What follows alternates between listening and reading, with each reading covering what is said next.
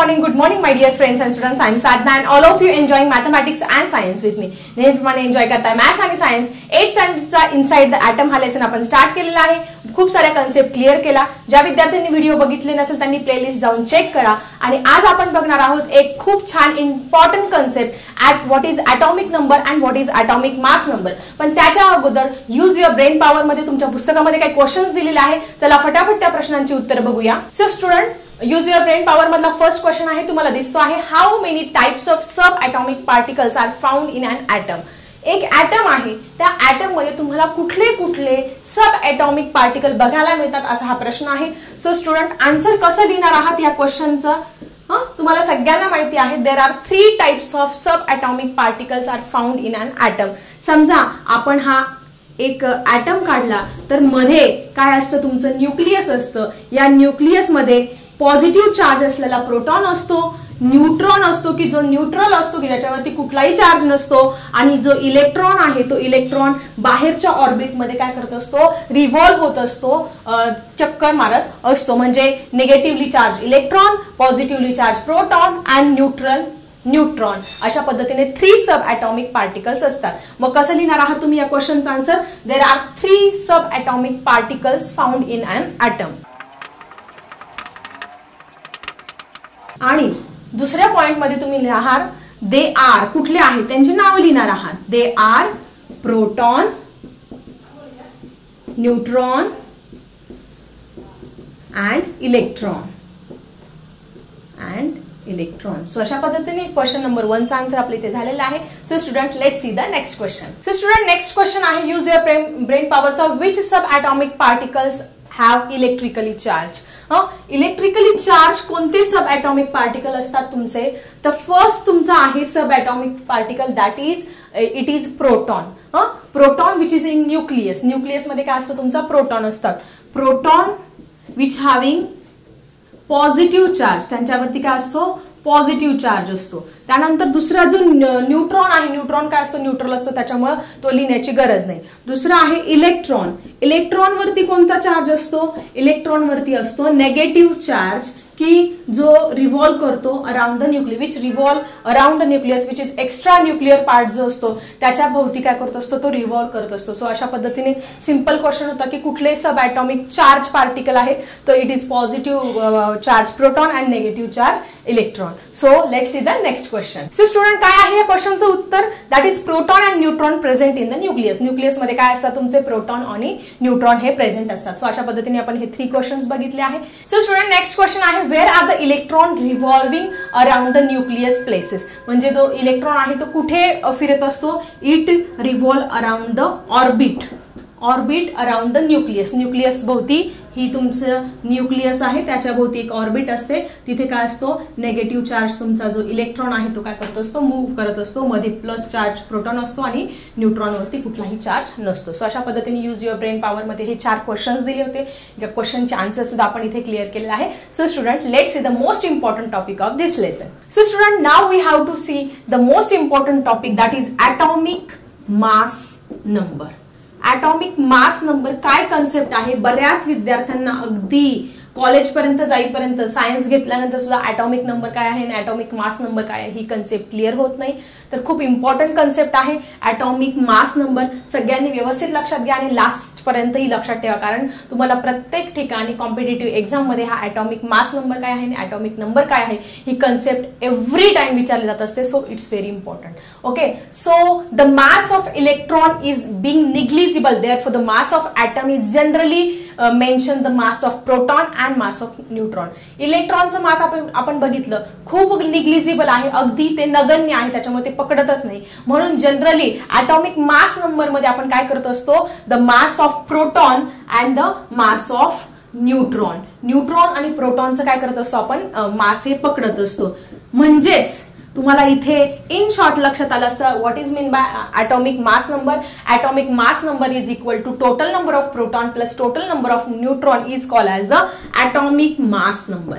Atomic mass number हे दुसरं तिसरं काही नाही, तर काय आहे तुमचं जे न्यूक्लियस आहे, हे तुमचं न्यूक्लियस आहे, याच्यामध्ये प्लस चार्ज प्रोटॉन असतात आणि न्यूट्रॉन काय असतात, त्याच्यावरती कुठलाही चार्ज नसतो. मग ह्या प्रोटॉनची संख्या किती आहे आणि न्यूट्रॉनची संख्या किती आहे यांचं मिळून बनतं तुमचं ॲटॉमिक मास नंबर. ठीक आहे, number of proton plus number of neutron यांचं मिळून काय बनत असतं तुमचा ॲटॉमिक मास नंबर हा बनत असतो.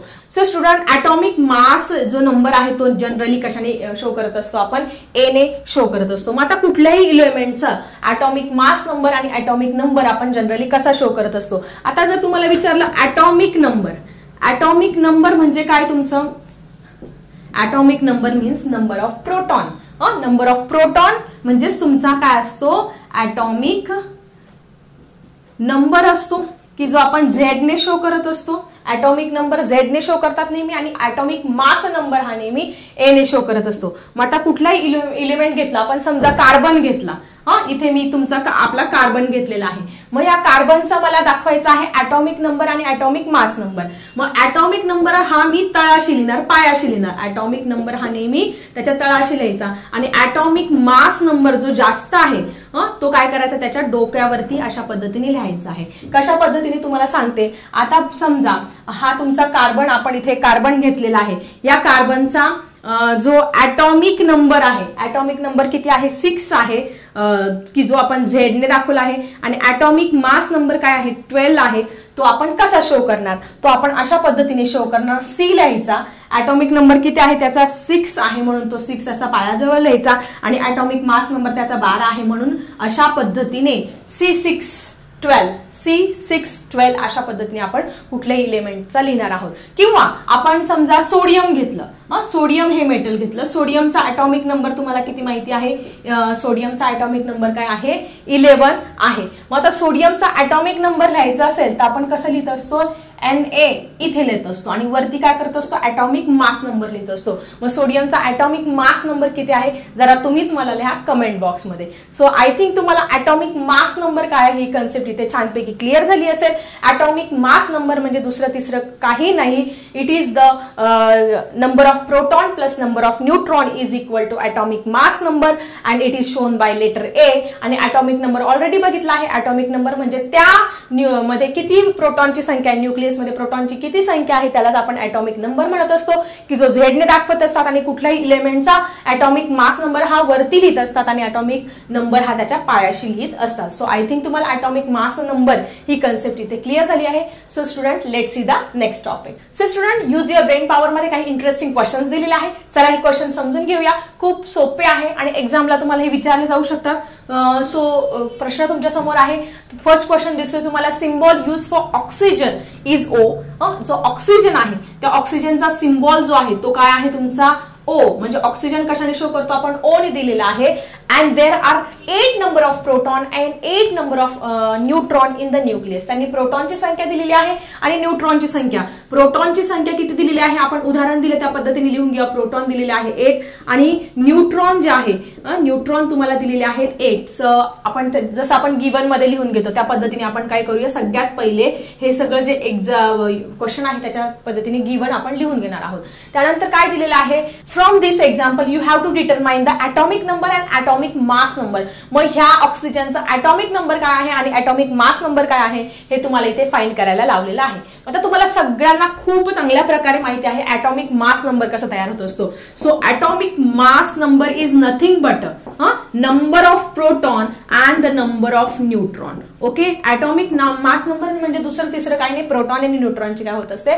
ऍडिशन होत असते. That is proton plus neutron यांची जी ऍडिशन आहे ती काय असते? तुमची ॲटॉमिक मास नंबर म्हणजे P प्लस N. मग आता इथे प्रोटॉनची संख्या किती दिलेली आहे? 8. न्यूट्रॉनची संख्या किती दिली आहे? 8. So 8 plus 8 is equal to 16. म्हणजे आपल्याला ॲटॉमिक मास नंबर की जे आपण ए ने शो करत असतो, ॲटॉमिक मास नंबर इथे मिळालेला आहे A इज इक्वल टू 16. त्यानंतर ॲटॉमिक नंबर. आता ॲटॉमिक नंबर म्हणजे तुम्हाला सगळ्यांना माहिती आहे atomic number is nothing but a number of proton present in the nucleus. Okay, number of proton म्हणजेच काय असतात तुमचं? ॲटॉमिक नंबर हा असतो. मग आता प्रोटॉनची संख्या किती आहे तुमची? प्रोटॉनची संख्या आपल्याला ऑलरेडी दिलेली आहे 8. आणि मग आपल्याला काय सांगितलं त्यांनी? कन्व्हेन्शनल सिम्बॉल कसं लिहिणार आहात? The conventional symbol. मग आपण लिहिणार आहोत त्याचा कन्व्हेन्शनल सिम्बॉल म्हणजे सिम्बॉलिक रिप्रेझेंटेशन आपण दिलेल्या जो ऑक्सिजन आहे त्या ऑक्सिजनचं कसं करणार आहोत. मग ऑक्सिजन आहे इथे काय लिहित असतो आपण नेहमी खाली तळाशी ॲटॉमिक नंबर लिहित असतो, वरती काय लिहित असतो ॲटॉमिक मास नंबर लिहित असतो. So here is 8 and here is 16. So अशा पद्धतीने आपण ऑक्सिजन या ॲटमचं काय केलेलं आहे, सिम्बॉलिक रिप्रेझेंटेशन इथे क्लिअर केलेलं आहे. सो आय थिंक हा फर्स्ट क्वेश्चन तुम्हाला इथे क्लिअर झाला असेल. So student let's see the next question. So student what is the next question. Next question तुमच्या समोर आहे ॲटॉमिक नंबर ऑफ कार्बन. इथे काय दिलेलं आहे परत आपण गिवन प्रमाणे लिहून घेऊया. ॲटॉमिक नंबर कार्बनचा atomic number of carbon. Atomic number आपण कशाने शो करत असतो, it is shown by Z which is given 6. Atomic number काय दिलेला आहे 6 दिलेला आहे. How many number of electrons are present in the carbon. मग या कार्बन मध्ये इलेक्ट्रॉनची संख्या किती आहे हे आपल्याला फाइंड करायची आहे. मग आता ॲटॉमिक नंबर म्हणजे काय असतं, number of proton which is present in the nucleus. Atomic mass atomic number काय असतो, नंबर ऑफ प्रोटॉन. ॲटॉमिक म्हणजे नंबर म्हणजे काय, number of proton which is present in the nucleus म्हणजे तुमचा ॲटॉमिक नंबर असतो. आणि नंबर ऑफ प्रोटॉन तुम्हाला सगळ्यांना माहिती आहे, the number of proton is equal to number of electron. The number of shortcut लिहिते NO, नंबर ऑफ प्रोटॉन. आणि तुम्हाला सगळ्यांना ही कन्सेप्ट ऑलरेडी क्लिअर केली आहे की कुठल्याही न्यूक्लियस मध्ये असणाऱ्या प्रोटॉनची संख्या जेवढी असते तेवढीच संख्या ही त्याच्या ऑर्बिटच्या बाहेर फिरणाऱ्या नेगेटिव्हली चार्ज इलेक्ट्रॉनची असते. म्हणजे प्रोटॉन जर 11 असेल तर तुमचे इलेक्ट्रॉन, प्रोटॉन जर 11 असेल तर इलेक्ट्रॉन पण किती असणार आहे, 11 असतात. म्हणून ते एकमेकांना कॅन्सल करतात. म्हणून ॲटम हा इलेक्ट्रिकली न्यूट्रल असतो. हे पण तुम्हाला क्लिअर केलंय. म्हणजे तुम्हाला जर कधी पेपरला प्रोटॉनची संख्या विचारली तर तुम्ही 11 लिहिणार, इलेक्ट्रॉनची पण विचारली तर तुम्ही काय लिहिणार, 11च लिहिणार. Because number of proton is equal to number of electron. Number of proton आणि इलेक्ट्रॉनची संख्या काय असते तुमची, सारखीही असते. मग आता नंबर ऑफ प्रोटॉन म्हणजे प्रोटॉन किती आले तुमचे, प्रोटॉन ऑलरेडी किती आहे तुमचे, number of proton is equal to 6. आणि मग नंबर ऑफ इलेक्ट्रॉनची पण किती येणार आहे तुमचे 6. ह्या प्रश्नाचं उत्तर पण आपल्याला मिळालं आहे. प्रोटॉनची संख्या पण 6 आहे आणि इलेक्ट्रॉनची संख्या पण आहे इथे 6. Okay. So student let's see the next question. So student काय क्वेश्चन आहे, as the sodium atom contains 11 electron, what is the atomic number of sodium. सोडियमचा ॲटॉमिक नंबर आपण कशाने शो करत असतो, Z काय आहे सोडियमचा, हा तुम्हाला इथे विचारलेला आहे. आणि त्यांनी इलेक्ट्रॉनची संख्या, सोडियम मध्ये असणाऱ्या इलेक्ट्रॉनची संख्या ऑलरेडी दिलेली आहे. किती दिलेली आहे, 11 ही दिलेली आहे. त्याच्यावरून तुम्हाला ॲटॉमिक नंबर काढायचा आहे. आता सगळ्यांना कन्सेप्ट क्लिअर आहे. Number of electron is equal to number of proton in the nucleus. Okay. So number of electron ची संख्या काय असते तुम्हाला, equal to number of proton, number of proton in the nucleus. Nucleus मध्ये काय असतं तुमचं, न्यूक्लियस मध्ये प्रोटॉन असतात, ते पॉझिटिव्ह चार्ज असतात आणि त्याच्या बाहेर काय असतात, इलेक्ट्रॉन. हे तुमचे झाले प्रोटॉन मध्यभागी प्लस आणि इलेक्ट्रॉन हे नेगेटिव्हली चार्ज बाहेर फिरत असतात. आणि इथेच काय असतं, न्यूट्रॉन सुद्धा असतात. मग नंबर ऑफ इलेक्ट्रॉन म्हणजे इलेक्ट्रॉनची संख्या तुमची 11 दिली, मग प्रोटॉनची संख्या पण काय येणार तुमची 11च येणार आहे. सो नंबर ऑफ इलेक्ट्रॉन, मग इलेक्ट्रॉनची संख्या म्हणजे E आपण दाखवूया. सोडियमच्या इलेक्ट्रॉनची संख्या तुमची 11 आहे. मग सोडियमच्या प्रोटॉनची संख्या पण काय असणार आहे तुमची 11 असणार आहे. आणि त्याच्यावरून तुम्हाला ॲटॉमिक नंबर ऑफ सोडियम हा काढायला लावले आहे. मग ॲटॉमिक नंबर जो आहे तो कसा ठरत असतो, atomic number is nothing but, atomic number म्हणजे काय, त्या सोडियमच्या न्यूक्लियस मध्ये असणाऱ्या प्रोटॉनची संख्याच म्हणजे काय असतो त्याचा ॲटॉमिक नंबर असतो. So atomic number is equal to number of proton in the nucleus.